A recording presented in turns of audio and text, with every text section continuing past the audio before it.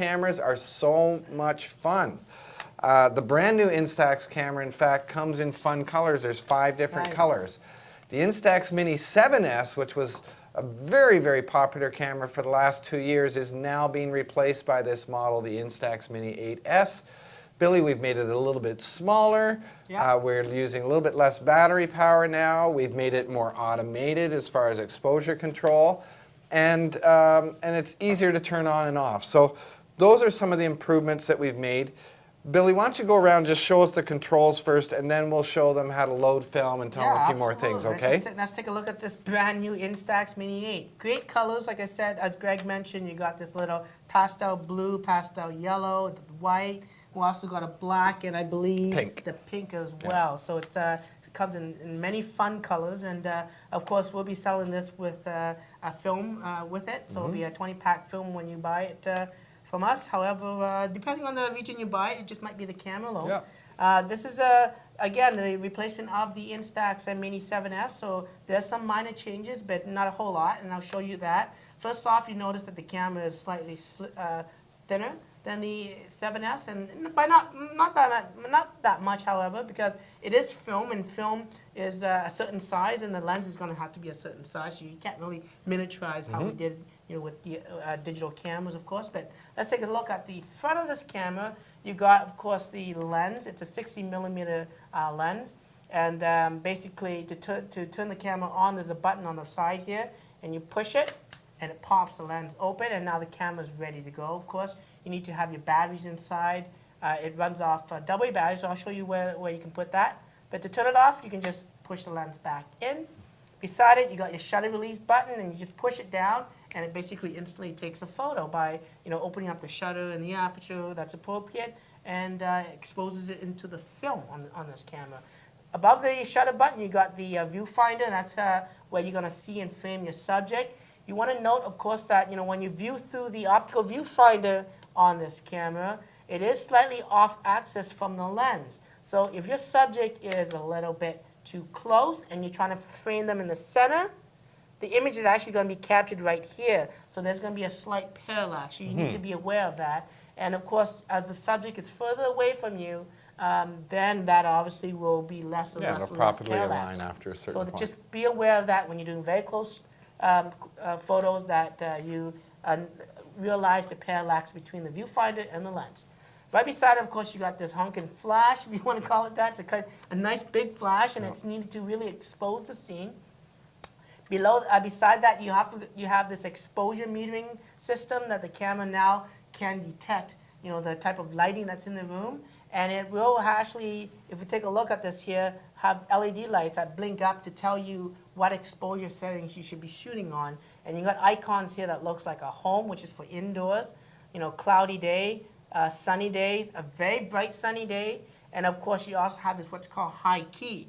And high key basically is giving you sort of that nice washed out background so that it sort of glamorizes things. So if you think about low key and those dark pictures with just subject and shadow, high key is the opposite, which is very, very bright shots. And wedding shots are sometimes done that way as well. Yeah, also it's good, it kind of, I think, we all think we have beautiful faces or whatever, but when you use high-key lighting, it kind of smooths out some of the blemishes and things like that you might have the face. Exactly, yeah. So it makes us all look a little bit more like a model.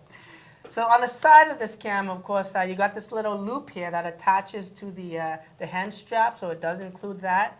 On the opposite side of this camera, you got, again, the other side of the loop, so that if you wanted to have it so that it's a neck strap versus a hand strap or vice versa, you can choose. Okay. Below that, you got your battery cover, and the changes to this here, of course, is that it uses only 2 AA batteries versus the 4 AA's that were required on the Instax 7S. So that's how we sort of made the camera smaller as well in terms of dimension-wise. Okay. Looking now at the bottom of the camera, there's not much to see. It's just that. You can put it on the table and it will stand. Now, looking at the back of this camera, of course, you got your film door, and this is where you're going to attach and insert your film packs in. It comes in a 10-pack, okay, and it's all preset. And what you'll see is that there's a little notch that you push down and it opens it up. But before you open up this lid, make sure that there's no film in this camera. And the way to do that is this little window. When you have a film pack installed, it will actually show up with a little yellow icon, which will say, obviously, that don't open up this film. It's going to be exposed to light, and you're going to be ruining the film. Below that and to the right, you also have this film indicator. It tells you how much shots you have. So once you load in brand new film, it resets back to 10, and you go 9. And then the first shot you take is going to be a dummy cover. And then you got 10, 9, 8, 7, 6, 5, 4, 3, 2, 1. And then, of course, that's when you want to replace the film again and do that. So let's just open the back of this camera. As you can see there, that's where actually the film goes. And again, there's a little yellow icon here, and then when you take the film pack out, and Greg's going to let's load a film for us right now. So when you buy it, it comes in a 2-pack like this.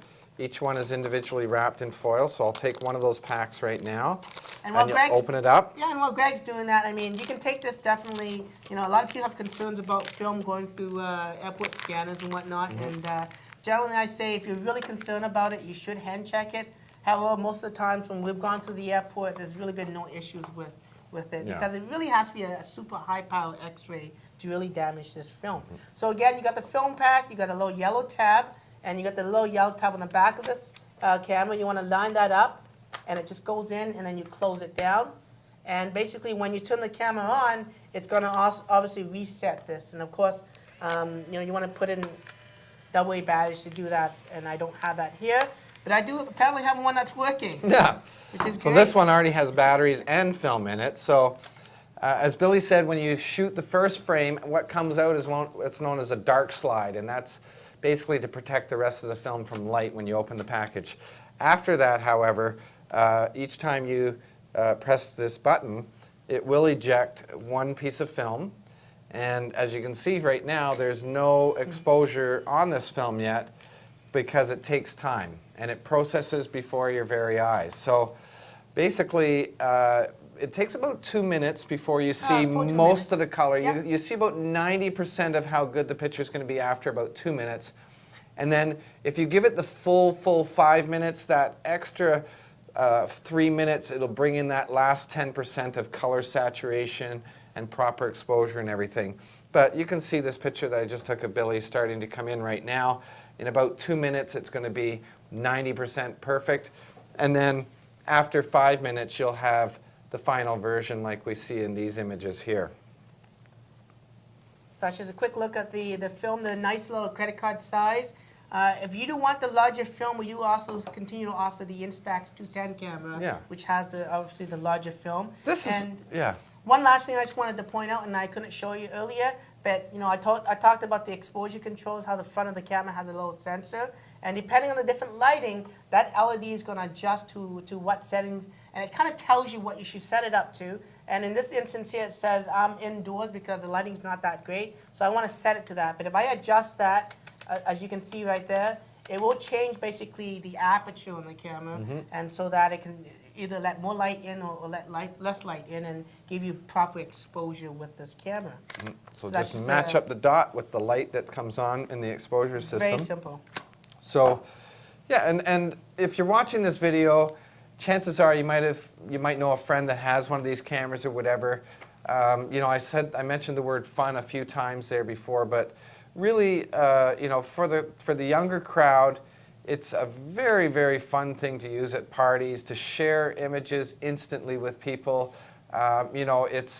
It's actually older technology, but it really seems like something new because it's something that your smartphone can't do, your computer, your tablet can't do this.